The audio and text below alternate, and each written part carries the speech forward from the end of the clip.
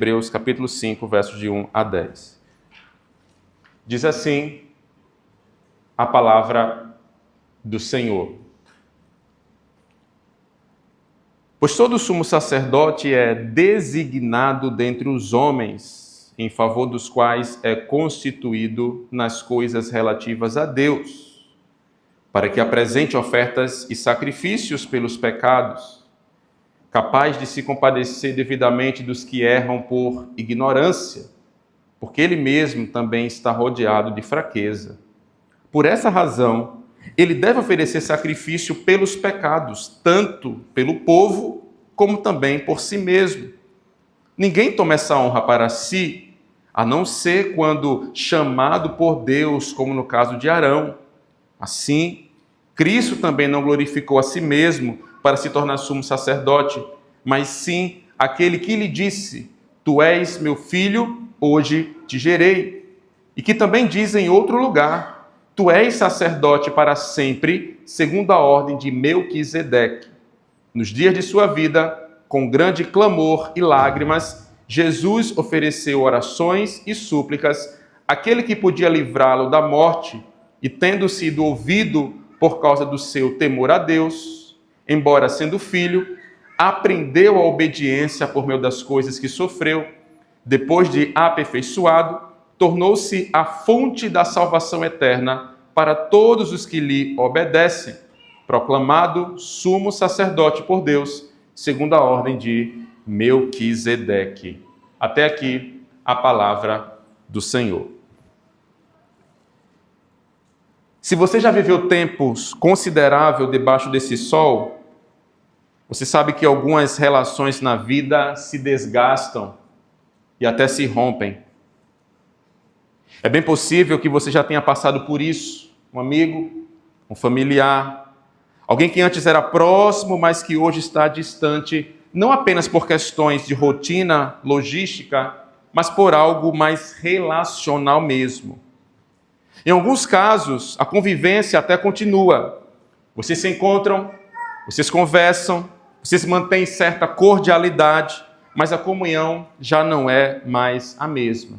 A distância, mesmo quando ainda existe memória do vínculo que existia anteriormente.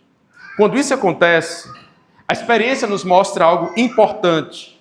A reconciliação nesses casos de desgaste, de rompimento, não acontece de forma automática. Eu me refiro à reconciliação plena. Existe uma distância, e essa distância precisa ser vencida. E para que isso aconteça, é preciso mais do que boa intenção.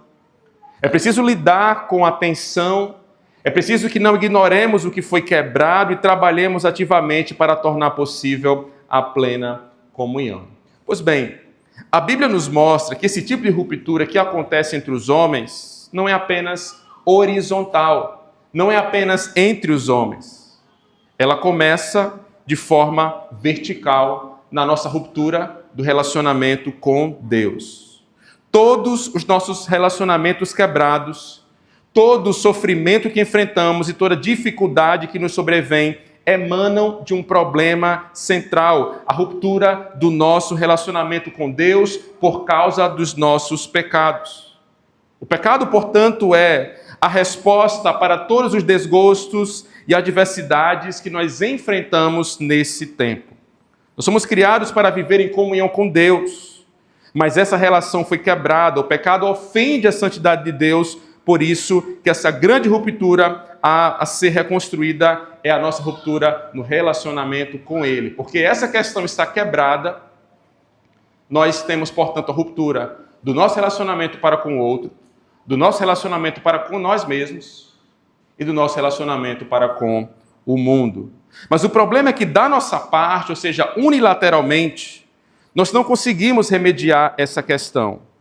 O movimento do homem após a queda, ou seja, após cair do seu estado original pela entrada do pecado, não é se colocar diante de Deus. O movimento primário é se esconder. Assim foi com Adão. Nós vemos isso em Gênesis, capítulo 3, verso 10. Ouvi tua voz no jardim e porque estava nu, tive medo e me escondi. Esse é o movimento primário de Adão após a queda. Não é correr até Deus, mas é se esconder. O homem nesse estado está, portanto, alienado, está alheio de Deus. Aquilo que foi criado para a comunhão passa a ser marcado por distância e evasão. Isso nos aponta para uma das grandes perguntas da humanidade. A humanidade tem algumas grandes e boas perguntas. Mas talvez a principal delas seja: como pecadores culpados podem se aproximar de um Deus perfeitamente santo? Como pecadores culpados podem se aproximar de um Deus perfeitamente santo? No último sermão, nós consideramos que antes do pecado, o homem tinha 3 missões originais, como sendo criado à imagem e semelhança de Deus. Primeiro, ele foi chamado para conhecer, para guardar e para transmitir a verdade de Deus. Ele tinha, portanto, um ofício profético. O homem foi chamado para viver em comunhão com Deus, em adoração constante a Deus e representá-lo diante da criação. Esse, portanto, o ofício sacerdotal de Adão.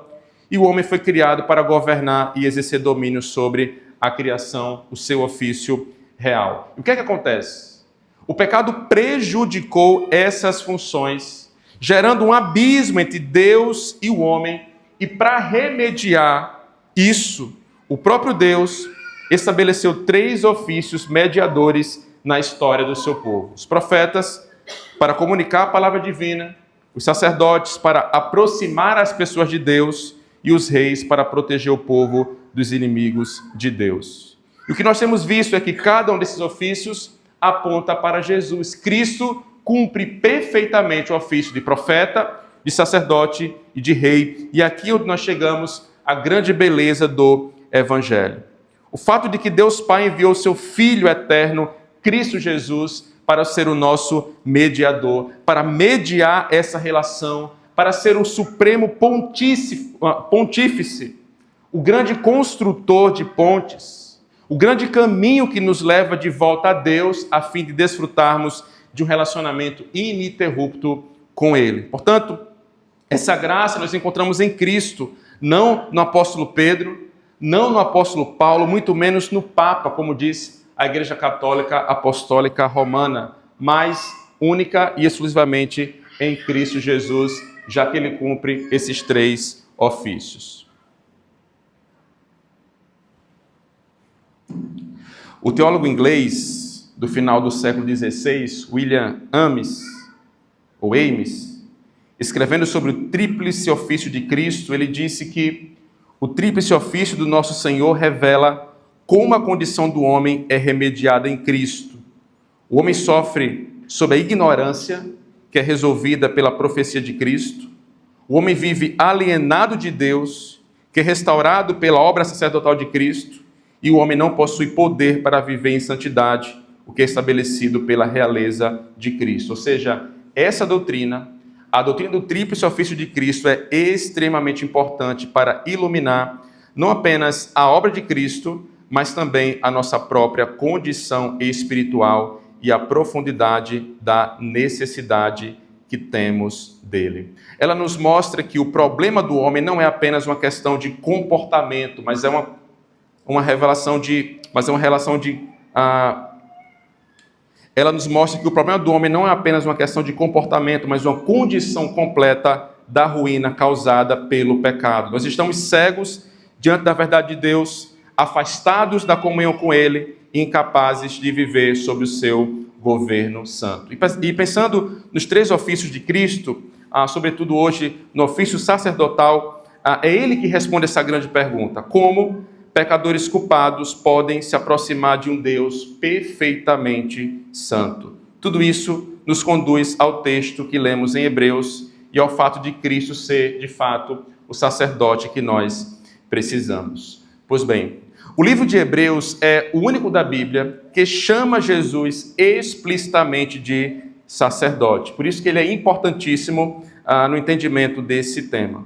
Nós não sabemos quem é o autor desse livro. Orígenes, um dos primeiros pais da igreja, escreveu sobre a autoria de Hebreus, dizendo que quem escreveu essa epístola, em verdade, só Deus sabe.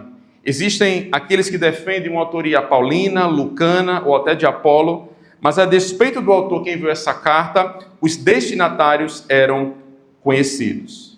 Essa obra foi endereçada, queridos, a cristãos que vieram do judaísmo e que estavam familiarizados com o Antigo Testamento e com o templo.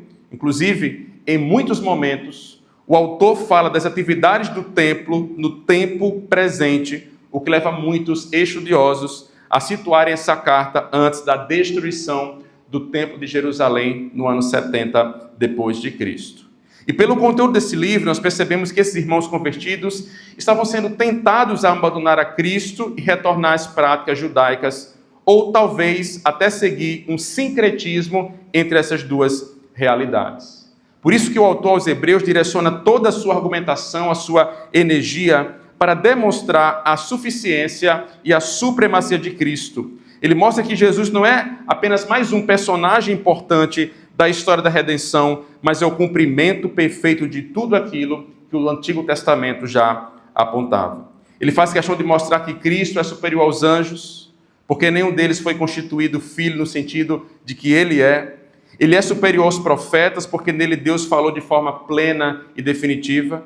Ele é superior a Moisés, porque enquanto Moisés foi servo fiel na casa de Deus, Cristo é o filho sobre a casa, e ele é superior ao sacerdócio levítico, porque o sacerdócio de Arão era limitado, era provisório e repetitivo, mas o sacerdócio de Cristo era perfeito, eterno e eficaz. E esse fato de Cristo como sendo o sacerdote, ou perfeito sacerdote, inicia em Hebreus capítulo 4, verso 14, e vai até o capítulo 10, verso 18, e nos aponta para a primazia, a suficiência e a superioridade de Cristo, cumprindo esse ofício a fazer contraste com o sacerdócio levítico instituído no Antigo Testamento. É nesse bloco de texto do livro de Hebreus que os nossos versículos estão inseridos. Os versos que lemos em Hebreus capítulo 5 descrevem as qualificações necessárias para ser um sacerdote no Antigo Testamento. Descrevem também o caráter do ofício e a grande tarefa que esses homens precisariam realizar. Isso está estampado dos versos de 1 a 4. Nos versos de 5 a 10, nós veremos como toda essa realidade, descrita como um sacerdote no Antigo Testamento, é realizada em Cristo Jesus de forma mais excelente. Então, a minha função nesse momento é trabalhar o primeiro bloco, mesclar com o segundo bloco, apontando para Cristo Jesus e fazer aplicações em consequência desse aspecto. Então, vamos ao texto. Nós observamos o primeiro movimento aqui do sacerdote é uma pessoa escolhida por Deus. O sacerdote é escolhido por Deus. Olhe o verso 1, mais uma vez, a parte A desse verso.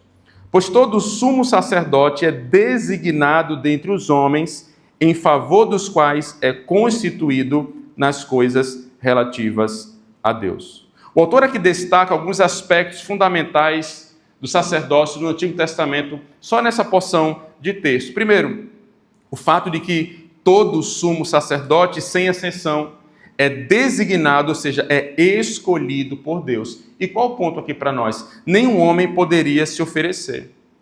O sacerdote não escolhia a si mesmo. Não era um aspecto onde você deixava currículos e alguém selecionava, porque primeiro você deu um passo nessa direção. Não. O sacerdote sempre era uma pessoa separada por Deus. Isso fica ainda mais claro quando nós consideramos o verso 4. Olha o que nos diz o verso 4. Ninguém toma essa honra para si. Ninguém toma essa honra para si, a não ser quando chamado por Deus, como no caso de Arão. Ao mencionar Arão, o autor está lembrando que o primeiro sumo sacerdote de Israel não chegou a essa posição por mérito pessoal, não chega a essa posição por ambição. Novamente, ele foi chamado pelo Senhor. Inclusive, a história de Israel nos mostra que aqueles que tentaram tomar para si essa honra, essa função que Deus não havia concedido, sofreram graves consequências. Lembre-se, por exemplo, de Saul, que ofereceu sacrifício sem autorização divina, lá em 1 Samuel capítulo 13, foi repreendido pelo profeta Samuel e o reino foi tomado, ele foi reprovado por Deus. Ele perdeu o posto de rei em Israel. Segunda Crônicas, capítulo 26, nós vemos que Uzias exerceu uma função sacerdotal que não lhe pertencia, mesmo sendo advertido por mais de 80 sacerdotes. Ele ignora esses homens e por isso foi disciplinado pelo Senhor. Imediatamente, uma lepra sobreveio na sua vida. Isso nos aponta para a gravidade de tomar para si uma prerrogativa que não lhe cabe. O sacerdote pertence a Deus e somente Deus determina quem pode exercê-lo. Nós vemos isso em Êxodo, capítulo 28, verso 1. Nós lemos esse texto em nossa liturgia, quando Moisés é instruído por Deus. Ele recebe de Deus essa missão de separar seu irmão Arão e seus filhos, os filhos de Arão, para servirem como sacerdotes. E o sacerdócio passa a ser, portanto, hereditário dentro da casa de Arão, porque lá em sua Gênese foi Deus quem separou aquela casa, aquele homem para ser o sumo sacerdote. Arão seria o primeiro sumo sacerdote, o líder da casa dos sacerdotes. Ele era, portanto, o sacerdote dos sacerdotes.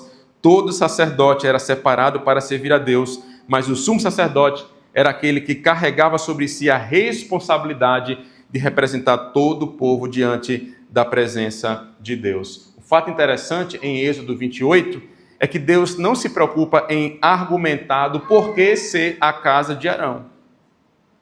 Ele não argumenta, não vai dizer a Moisés por que Arão, ele apenas faz isso em sua soberania. Isso repousa na escolha da sabedoria divina. Além disso, eles eram ungidos publicamente e as suas vestes eram especiais e diferenciadas, o que fazia com que eles se destacassem dentro do povo de Israel. Em segundo lugar, esse verso nos mostra que, para representar a humanidade diante de Deus, o sacerdote precisava ser humano.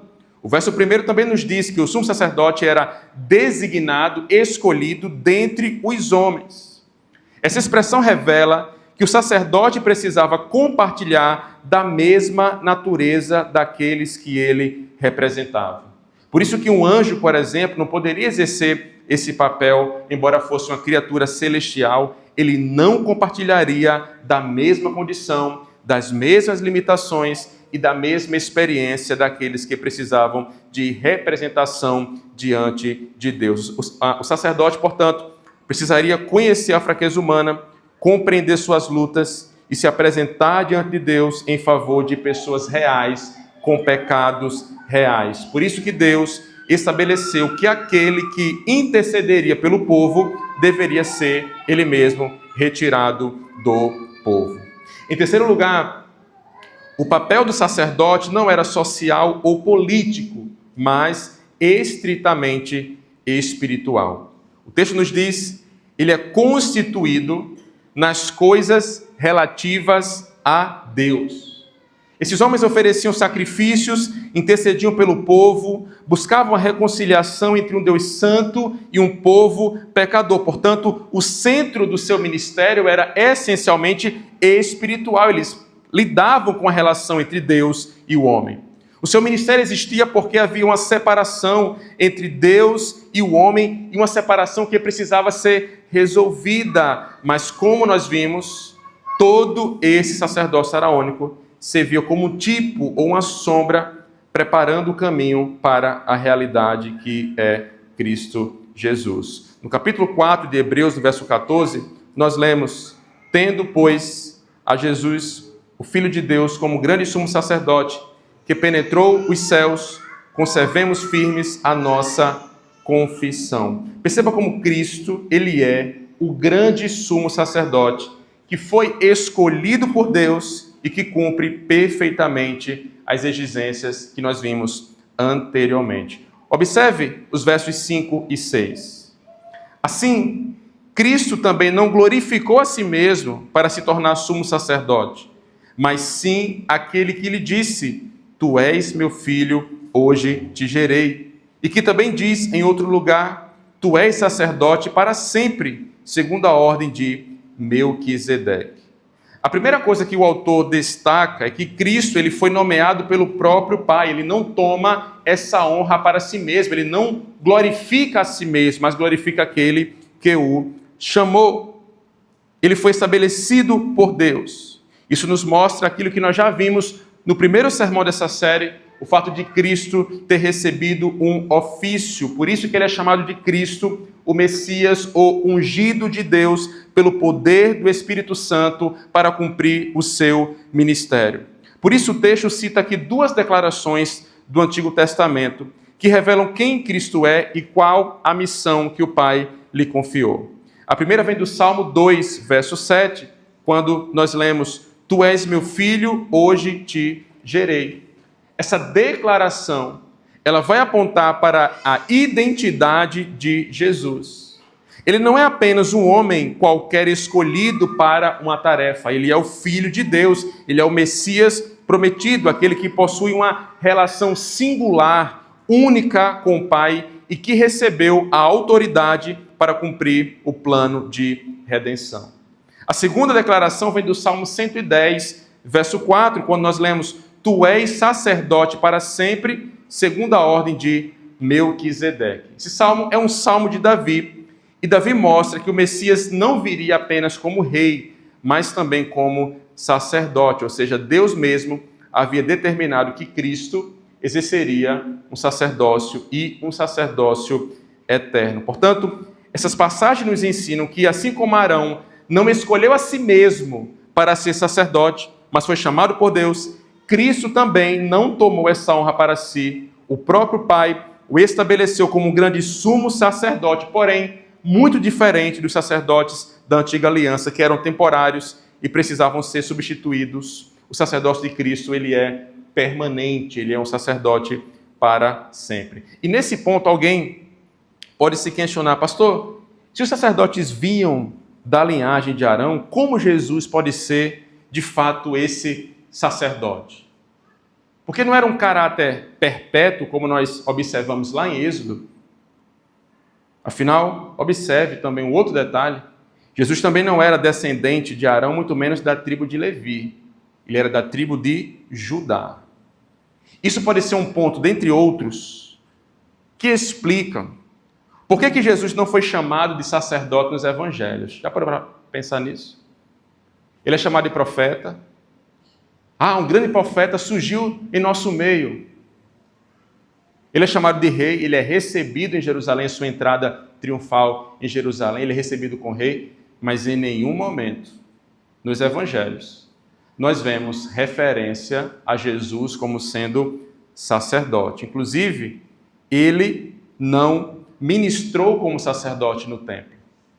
Em nenhum momento ele fez isso lá no templo de Jerusalém. Jesus só recebe o título de sacerdote na Escritura após a sua morte, após a sua ressurreição e a sua ascensão no livro de Hebreus. É exatamente por isso que o autor aos Hebreus introduz Melquisedeque, fazendo referência ao Salmo 110 e ao contexto de Gênesis capítulo 14. A gente observa um detalhe extremamente importante aqui, e crucial para nós. Os autores bíblicos liam a Bíblia. Eles liam a Bíblia, eles conheciam a Escritura. O autor aos Hebreus conhecia Gênesis 14, conhecia o Salmo 110 e aplica essa realidade a Cristo Jesus. E a grande pergunta para nós é: quem é Melquisedeque? Esse, irmãos, é, sem dúvidas, um dos personagens mais misteriosos da Bíblia. Ele aparece em Gênesis capítulo 14 de forma surpreendente. Em Gênesis 14, Melquisedeque aparece em um contexto de conflito entre vários reis da região. Esses reis eram líderes de pequenas cidades que entraram em guerra uns contra os outros. Durante essa batalha, Sodoma e Gomorra foram derrotadas e Ló, sobrinho de Abraão, que morava naquela região, foi levado como prisioneiro junto com os seus bens. Quando Abraão soube disso, Abraão reuniu 318 homens, perseguiu os inimigos e, com a ajuda de Deus, ele consegue derrotar o exército que havia levado Ló e resgatou seu sobrinho, seus bens e os demais prisioneiros. Depois da vitória, Abraão encontrou dois reis, o rei de Sodoma e Melquisedeque, rei de Salém. O rei de Sodoma ofereceu a Abraão os bens recuperados, mas Abraão recusou os bens, demonstrando que a sua confiança não estava nas riquezas daquela terra, mas em Deus. E nesse momento surge Melquisedeque, que era rei de Salém e sacerdote do Deus Altíssimo. É isso que nos diz o texto em Gênesis 14. Rei de Salém e sacerdote do Rei Altíssimo. Ele abençoa Abraão e Abraão lhe entrega o dízimo de tudo aquilo que ele conquistou. É uma cena inesperada porque Melquisedeque, ele aparece, ele brota no texto sem explicações sobre a sua origem, e nós estamos em Gênesis, o livro das origens, então não tem início, também não se mostra como Melquisedeque veio a falecer. Então, esses aspectos que não têm explicação de origem, sobre família ou sobre morte, torna a Melquisedeque uma figura que é um sacerdote, mas que tem um aspecto de sacerdócio completamente diferente.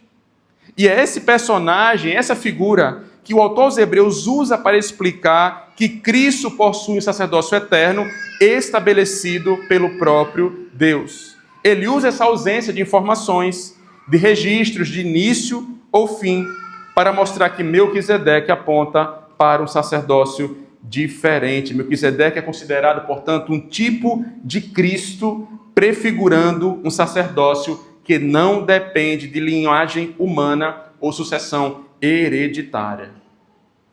Então, Cristo tem esse caráter.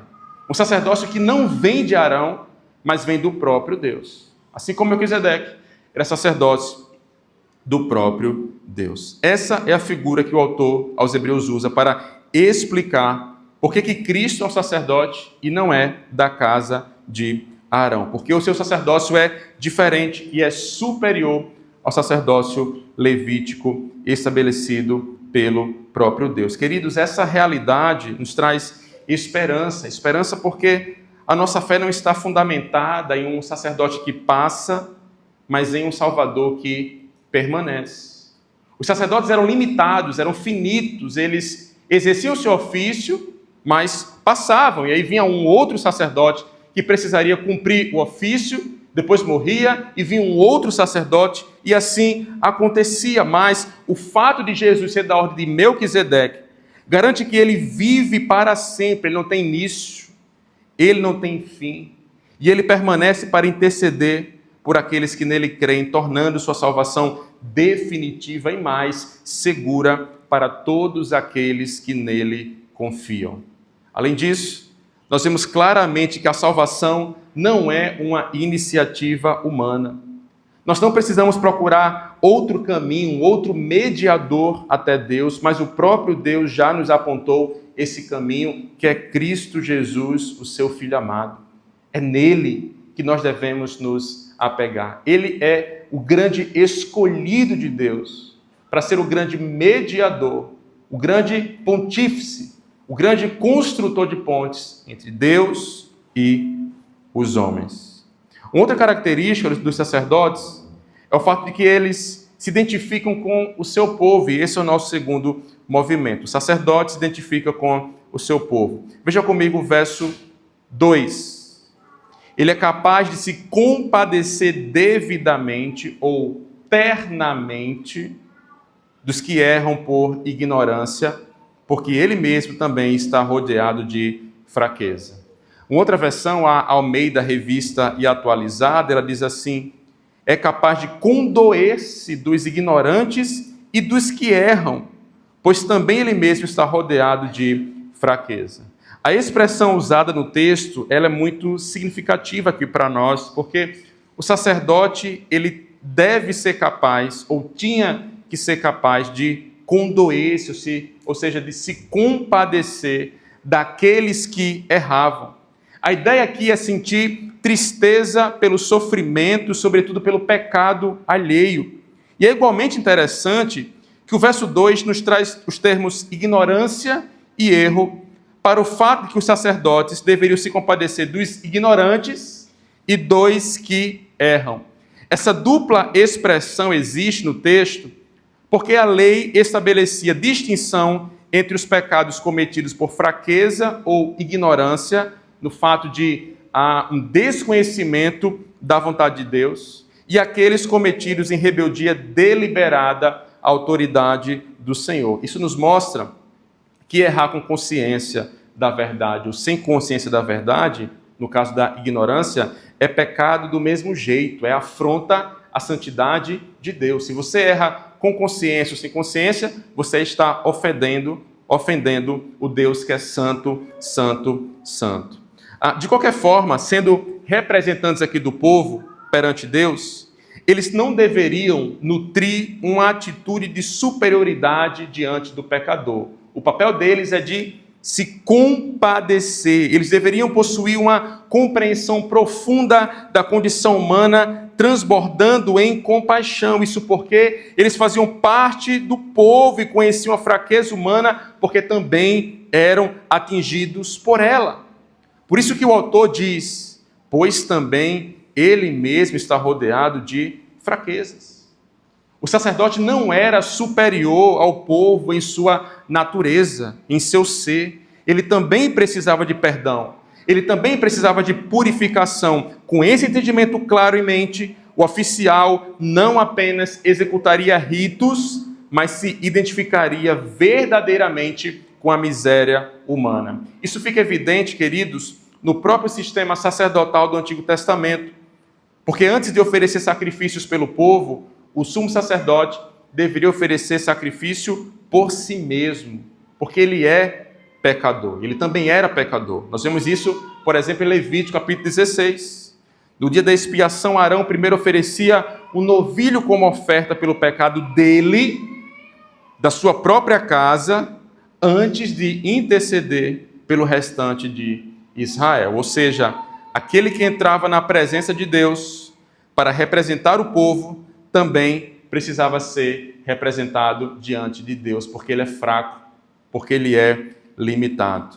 Além disso, o sacerdote vivia em contato constante com a realidade da queda humana.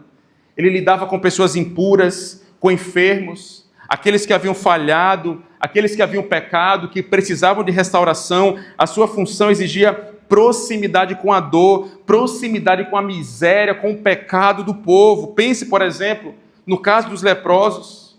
A lepra no contexto bíblico não era apenas uma doença física, ela carregava consequências cerimoniais e sociais também, afastamento completo da sociedade. Não poderiam estar no templo cultuando a Deus.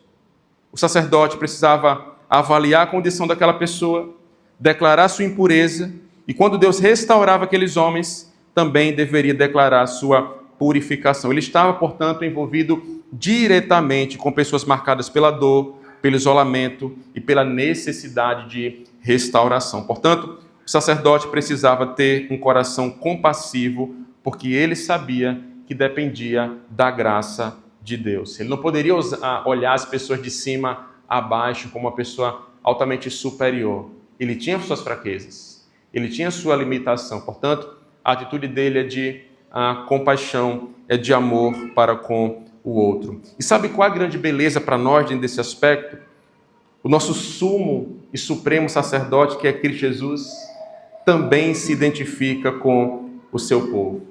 Depois de mostrar que o sacerdote precisava se identificar com aqueles que representava, o autor aos Hebreus mostra que Cristo é o cumprimento perfeito dessa realidade. Veja comigo os versos 7 e 8.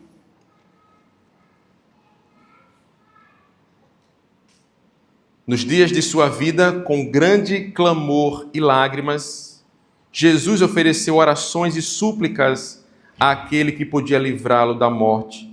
E tendo sido ouvido por causa do seu temor a Deus, embora sendo filho, aprendeu obediência por meio das coisas que sofreu.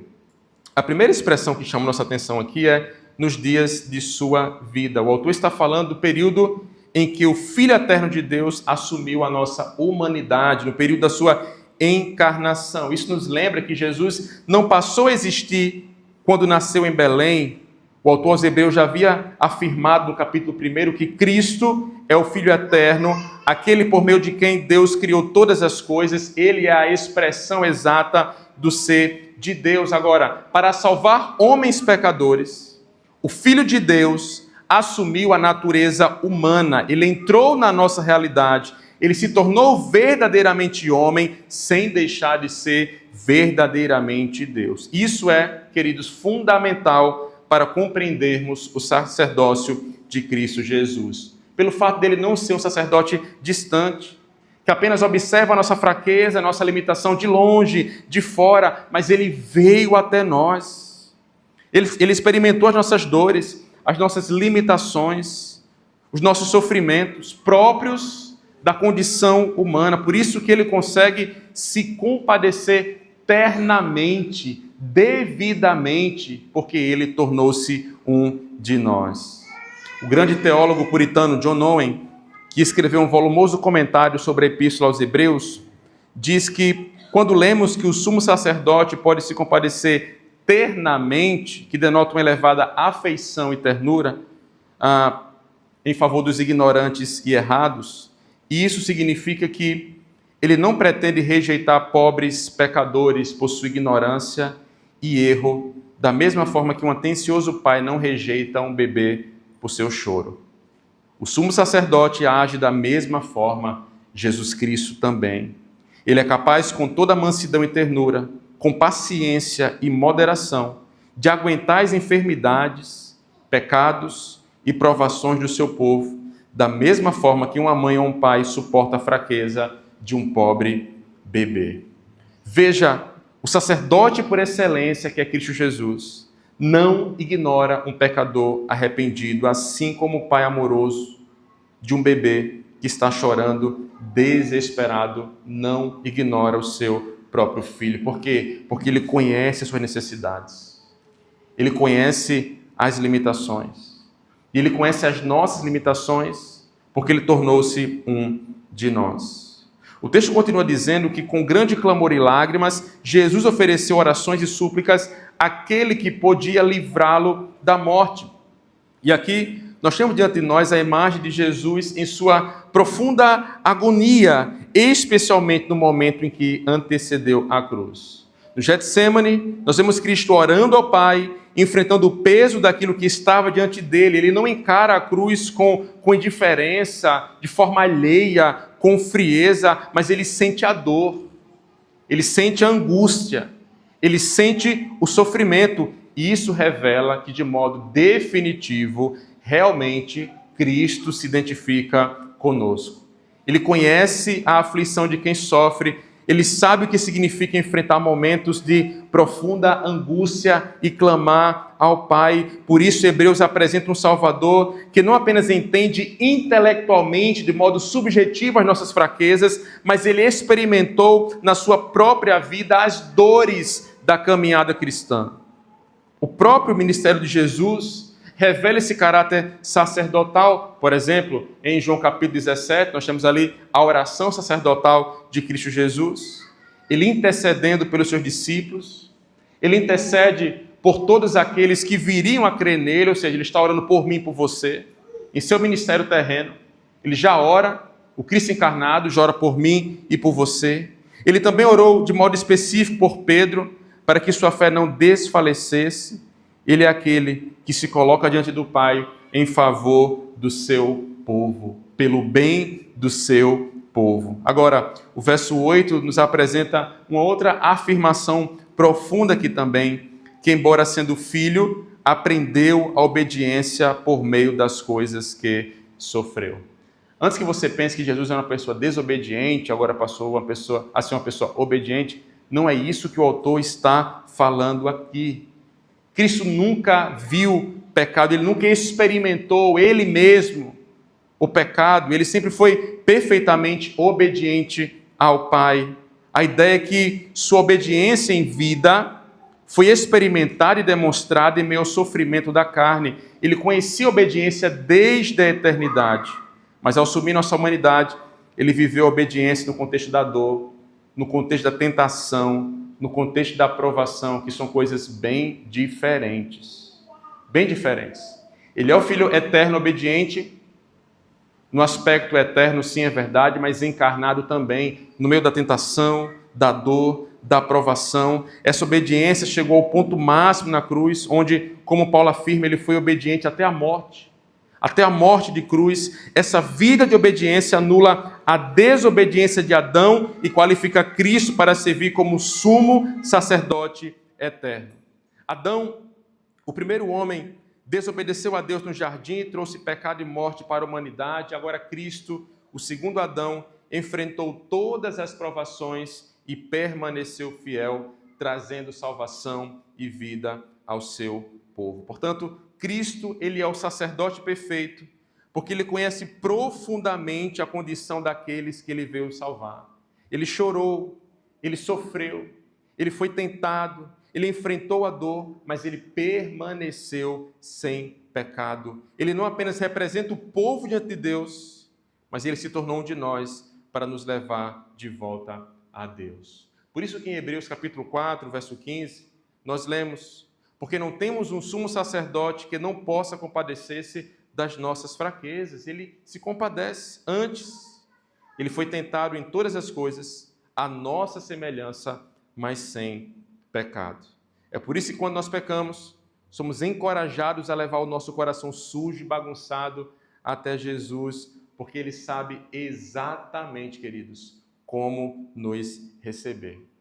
Ele conhece a nossa pecaminosidade de forma bem mais profunda do que nós. Nós conhecemos talvez a pontinha do iceberg da nossa depravação, mesmo em nossos momentos de arrependimento, mas Cristo conhece essas questões em sua totalidade, porque Ele tomou sobre si os pecados do mundo e não se maculou com nenhum deles.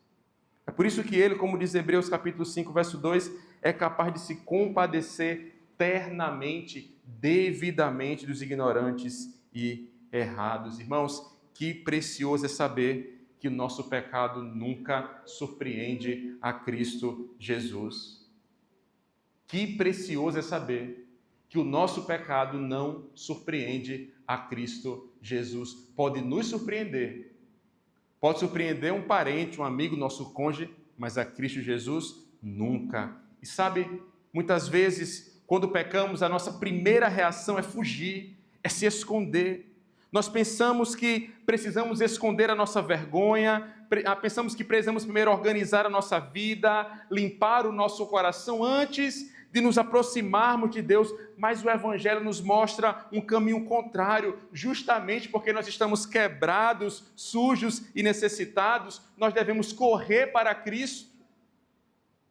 O nosso pecado é maior do que nós conseguimos perceber, mas a misericórdia de Cristo é ainda maior do que nós conseguimos imaginar. Ele não se compadece de nós porque desconhece a nossa profundidade, a profundidade da nossa miséria, mas Ele se compadece justamente porque conhece completamente a nossa condição caída e depravada, e ainda assim decidiu voluntariamente e soberanamente nos amar. Por isso, o pecador arrependido não encontra em Cristo um juiz impaciente, esperando uma oportunidade para condená-lo. Mas o que nós temos diante de nós é um sumo sacerdote que é cheio de compaixão, pronto para receber aqueles que se aproximam dele. É por isso que em Hebreus 4, verso 16, nós lemos: aproximemo-nos, portanto, com confiança do trono da graça. Para quê? Para que recebamos misericórdia e encontremos graça para ajuda em ocasião oportuna. É isso que nós encontramos quando nós buscamos a Cristo Jesus, o nosso supremo sumo sacerdote. O terceiro movimento do texto nos mostra que o sacerdote é o mediador da redenção. Olha a parte B do verso 1 e o verso 3.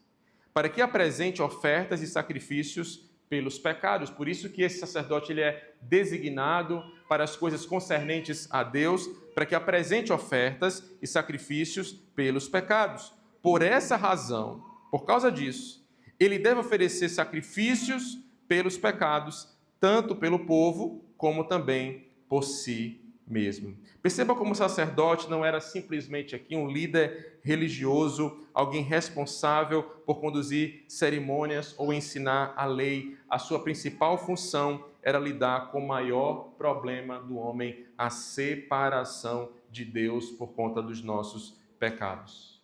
Por isso, ele é chamado para entrar na presença de Deus, representando o povo e oferecendo sacrifícios em favor daqueles que estavam afastados por conta da culpa. E lembre-se, antes da queda, não havia necessidade de mediação entre Deus e os homens. Adão e Eva viviam em plena comunhão com o Senhor. Agora, depois da queda, essa comunhão sendo rompida, o pecado trazendo a separação, aqueles que antes caminhavam com Deus, agora se escondem da sua presença. E é muito significativo que após o pecado, Deus tenha vestido Adão e Eva com peles de animais. Em primeiro lugar, eles vestem a si mesmos com folhas de figueira, mas aí Deus vem, não é dessa forma.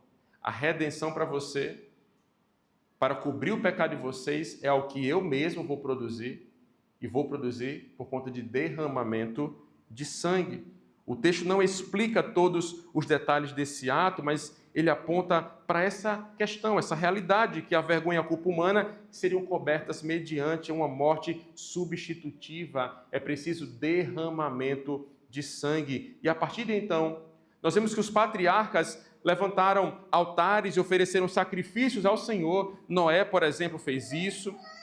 Abraão fez isso também durante a sua peregrinação. Isaac fez a mesma coisa. Jacó também edificou altares como expressão de adoração ao Deus da aliança. O próprio termo hebraico para altar traz a ideia de sacrifício, indicando que esses lugares eram ambientes onde ofertas eram apresentadas diante de Deus. Agora, quando Israel deixa o Egito, Deus estabelece uma estrutura sacerdotal, uma estrutura organizada. O sistema patriarcal já não era mais suficiente para uma nação inteira e, em sua sabedoria, Deus separou homens específicos para exercerem o sacerdócio, consagrando-os para o serviço no lugar santo. Eles foram lavados, vestidos com vestes sacerdotais, ungidos e separados para essa tarefa santa. E uma das principais responsabilidades desses homens era apresentar ofertas e sacrifícios pelos pecados do povo. Ao longo do Antigo Testamento, especialmente nas instruções dadas por Deus a Moisés no Sinai, nós vemos que os sacrifícios ocupavam um lugar central na adoração de Israel. Em Levítico capítulo 1 até o capítulo 7, Deus estabelece diferentes tipos de sacrifícios, cada um com propósitos específicos, embora houvessem distinções entre eles, todos revelavam aspectos fundamentais da relação entre Deus e o seu povo. De maneira geral, nós podemos compreender três funções principais dos sacrifícios no Antigo Testamento, apresentados por Deus ao seu povo em Levítico, do capítulo 1 ao capítulo 7. Primeiro, os sacrifícios tinham uma função de expiação. Como eu disse, o pecado havia criado uma ruptura no relacionamento entre Deus e os homens. A expiação apontava para a necessidade de remover a culpa, de restaurar a comunhão perdida. O sacrifício era o meio estabelecido por Deus para que o pecador pudesse se aproximar novamente dele. E esse termo expiação diz respeito a isso, a cobrir, a esconder o pecado para que esse não esteja diante de Deus. Em segundo lugar, os sacrifícios eram uma oferta apresentada a Deus. O povo reconhecia que tudo pertencia ao Senhor. E como criaturas diante do seu Criador e súditos diante do seu Rei, os homens apresentavam ofertas como expressão de gratidão, de devoção e de submissão. Mas em terceiro lugar, alguns sacrifícios expressavam comunhão com Deus e uns com os outros também. Havia ofertas em que parte do sacrifício era consumida pelos adoradores, demonstrando que, por meio da obra sacrificial, o relacionamento rompido era restaurado e o povo novamente desfrutava da presença do Senhor. O sacerdote era o mediador desse relacionamento. Ele oferecia sacrifícios que respondiam às maiores necessidades humanas, a necessidade, de adoração e a necessidade de comunhão com Deus. Entretanto, havia uma grande limitação nesse sistema. O sacerdote levítico era um homem pecador tentando lidar com o pecado de outros pecadores, como eu disse. Por isso, Hebreus, capítulo 5, verso 3, afirma que ele precisava oferecer sacrifícios tanto pelo povo como também por si mesmo. Mas o que o autor aos Hebreus vai nos mostrar aqui é o fato que Jesus não é apenas um facilitador, mas é o grande executor da salvação. Porque enquanto os sacerdotes antigos repetiam sacrifícios diariamente, Jesus oferecia um sacrifício único e perfeito, eliminando a necessidade de novos rituais de sangue. É isso que nos diz o verso 9. Depois de aperfeiçoado, observe, Cristo Jesus tornou-se a fonte da salvação eterna para todos os que lhe obedecem.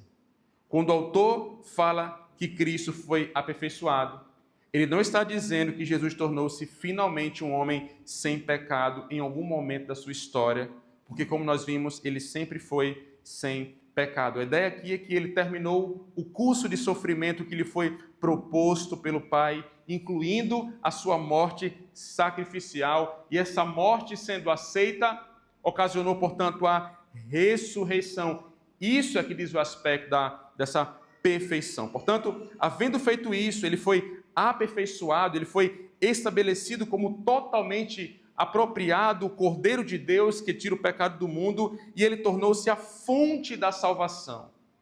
A fonte da salvação para todos aqueles que lhe obedecem. Essa obediência não é uma obra que nós precisamos fazer. No contexto da carta aos Hebreus, obedecer significa crer. Depositar a sua fé no Supremo Cristo, o sumo sacerdote, no Filho de Deus. Portanto, aquilo que os sacrifícios antigos apenas anunciavam, Cristo realizou definitivamente com o seu próprio sangue. Pois, como o autor de Hebreus vai nos dizer, no capítulo 10, no verso 4, é impossível que o sangue de touros e bodes tire pecados. No aspecto pleno, sabe? Não.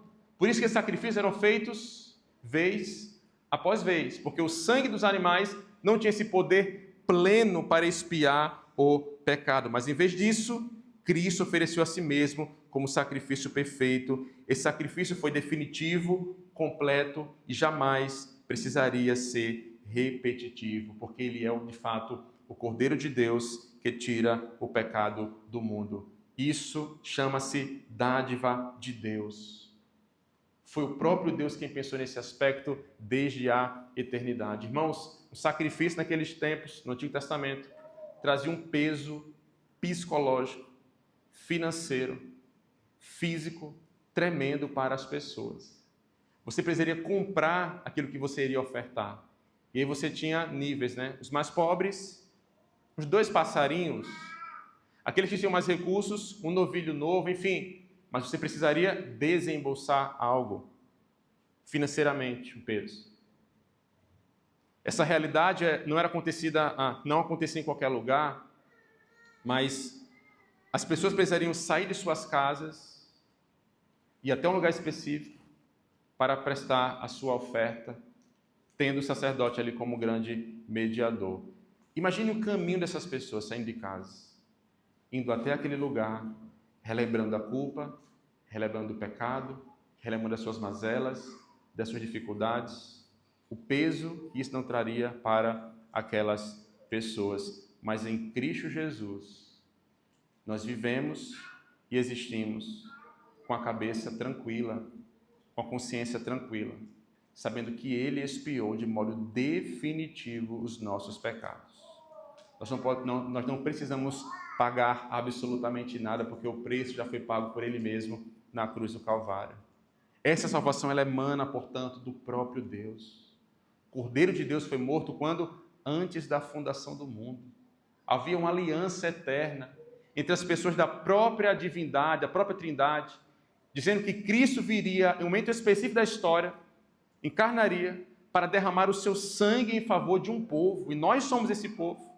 Nós somos amados, portanto, por Deus, muito antes do haja luz, antes da fundação do mundo, desde a eternidade. Portanto, em Cristo nós encontramos a verdadeira oferta, sua vida perfeita e apresentada em nosso lugar. O sumo sacerdote precisaria entrar, não de qualquer jeito, no Santo dos Santos, mas de uma forma específica, em santidade, porque senão ele seria fulminado na hora, morto na hora, castigado na hora, mas Cristo vive essa vida justa, reta e perfeita diante do Pai, mas também diante dos homens. Nele nós encontramos essa verdadeira comunhão, nós somos reconciliados por Deus, Nele nós encontramos a verdadeira expiação, ou seja, os nossos pecados são perdoados. E como disse aos irmãos, esse termo expiação significa eliminar, cobrir, ocultar. Ou seja, quando Deus expia pelos nossos pecados, Ele não está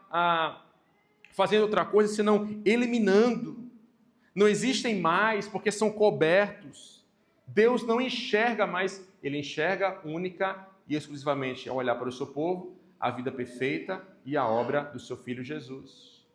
Por isso nós somos contados como justos, pelos méritos do Filho de Deus, que é Cristo Jesus. Essa é a grande beleza do Evangelho da graça de Deus. O sacerdócio de Cristo não apenas aponta para a redenção, mas Ele mesmo realiza a redenção. E por sua obra salvífica, o verso 10 nos diz que Ele foi proclamado sumo sacerdote por Deus, segundo a ordem de Melquisedeque. Mais uma vez, seu sacerdócio é segundo a ordem de Melquisedeque, portanto é indestrutível, é estável, é perfeito, é eterno, não deixa espaço nem necessidade de outros sacerdotes ou nenhuma outra forma de mediação até Deus, porque Ele é mesmo o caminho que nos leva de volta ao Pai. Queridos, sabe o que é que isso tudo nos mostra?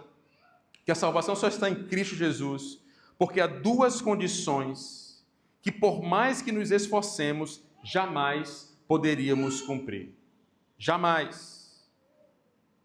A primeira delas é satisfazer a justiça de Deus por meio da obediência à lei. Não, nós somos culpados em cada um dos aspectos da lei.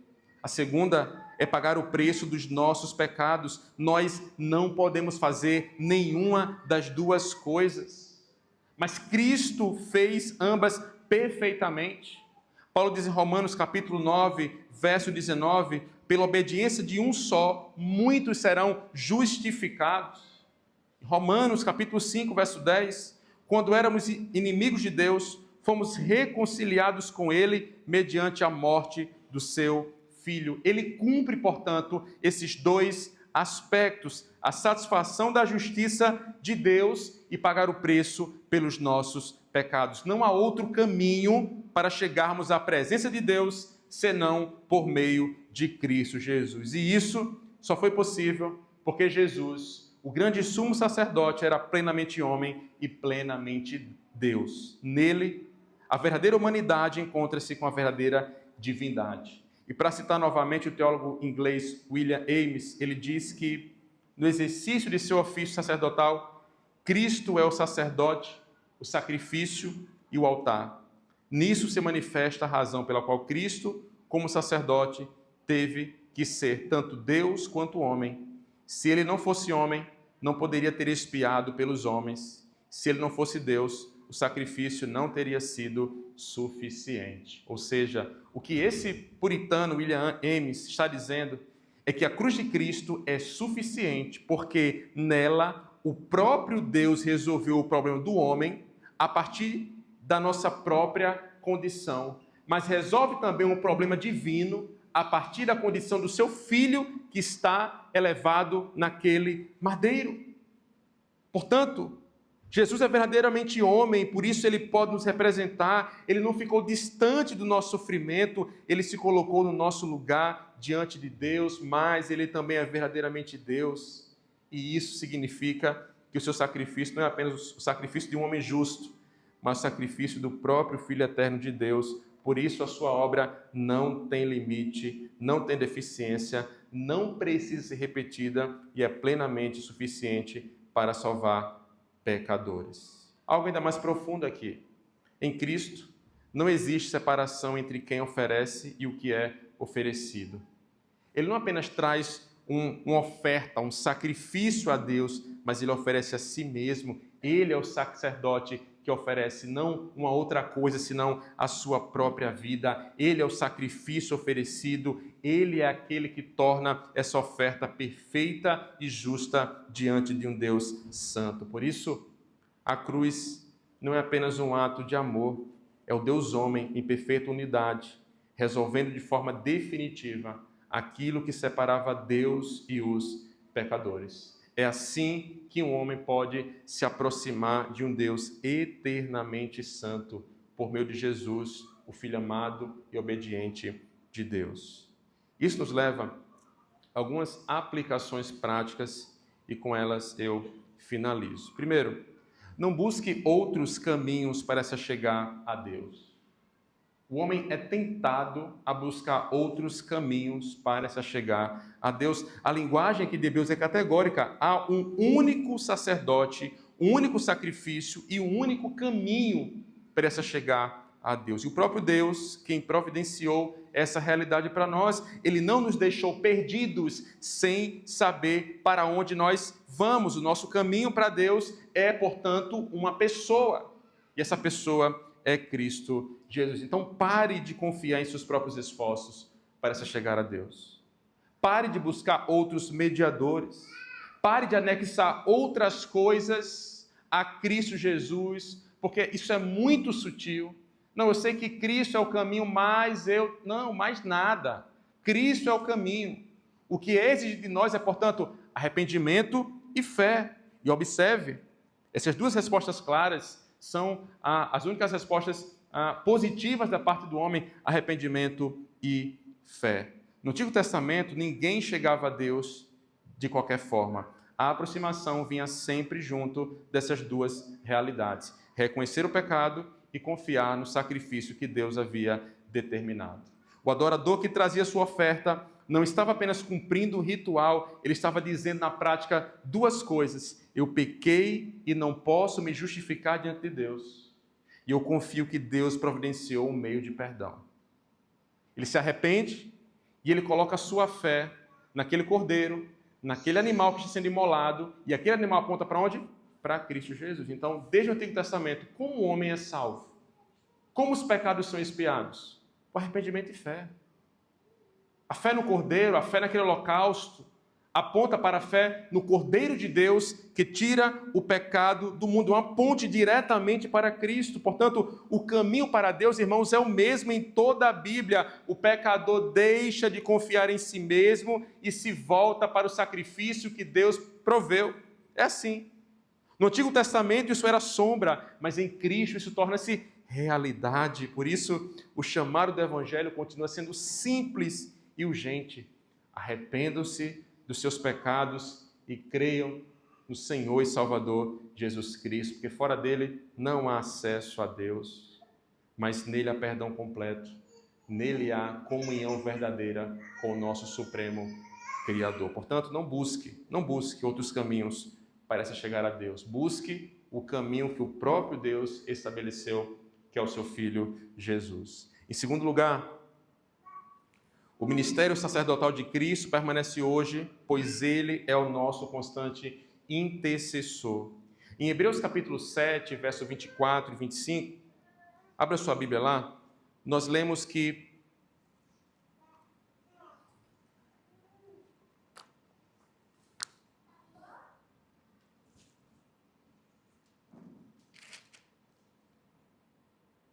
Cristo tem um sacerdócio inalterável, porque permanece para sempre. Portanto, também pode salvar perfeitamente os que por meio dele se chegam a Deus, pois vive para interceder por eles.